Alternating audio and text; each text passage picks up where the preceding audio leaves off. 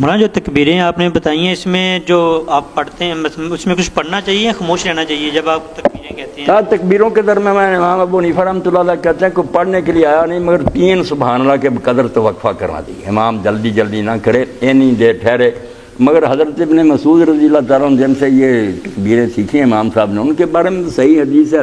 بالکل صحیح روایت ہے کہ درمیان میں اللہ کی حمد کرنی چاہیے، رسول اللہ پر درود بھیجنا چاہیے اور ساتھ دعا کرنی چاہیے۔ 3 کام جو نا ان دونوں تکبیروں کے درمیان ہونے چاہیے، پھر اگلی تکبیر کہنی چاہیے یحمد اللہ تعالیٰ ویثنی علیہ ویصلی علی النبی اس لیے الحمدللہ اللہم صلی علی محمد وعلی آل محمد ربنا آتنا کچھ نہ کچھ کہیں۔ صحیح بات یہی ہے امام شافعی اور امام احمد کی نا، یہ حضرت ابن مسعود بالکل صحیح روایت ٹھیک ہے۔ وہ ابن حزم رحمۃ اللہ علیہ نے بھی لکھی وہی بات میں جو میں کہتا رہتا ہوں کہ یہ جو ہے نا امت کے علماء سارے حنفی بھی مانتے ہیں، انہوں نے بھی لکھا اپنی کتابوں میں، وہ بھی حوالے کسی وقت قلم بند کہ یہ اختلاف ایسے نہیں ہے کہ نمازیں خراب ہو جائیں۔ یہ کہتے ہیں ہمارے ہاں 3 ہیں، یہ اسی میں ہے جو آپ نے بات بیان کی نا کہ ولید بن عقبہ جو گورنر تھا کوفہ کا حضرت عثمان رضی کے زمانہ میں، وہ مسجد میں آیا نا تو حضرت عبداللہ بن مسعود رضی میں بیٹھے تھے اور اسی وقت ابو موسیٰ اشعری بھی تھے اور بھی صحابی بیٹھے تھے، تو اس نے کہا کل عید ہے، ابھی مجھے بتائیں کہ عید کی نماز کیسے میں پڑھاؤں؟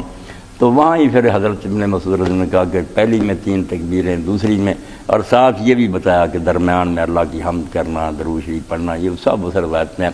تو بعد میں ان تینوں نے نا جو باقی بیٹھے انہوں نے کہا صدق ابو عبد الرحمن، بالکل جو ابن مسعود نے کہا یہ ٹھیک کہا، ایسے ہی۔ تو ابن حزم نے اس پر لکھنا ہے کہ یہ جو ہے نا سند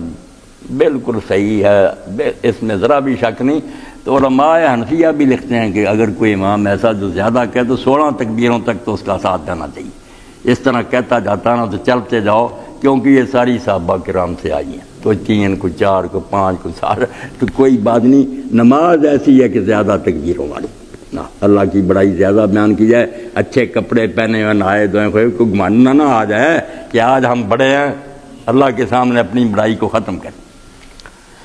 تو یہ سارے طریقے بسم اللہ برکت ہی برکت ہے، جہاں موقع ملے جس کے پیچھے پڑھیں، کوئی بات نہیں تھی لوگوں نے بنا لیا اس کو جنگ و جدال، لڑائیاں اور فساد، ایسی نہیں بات۔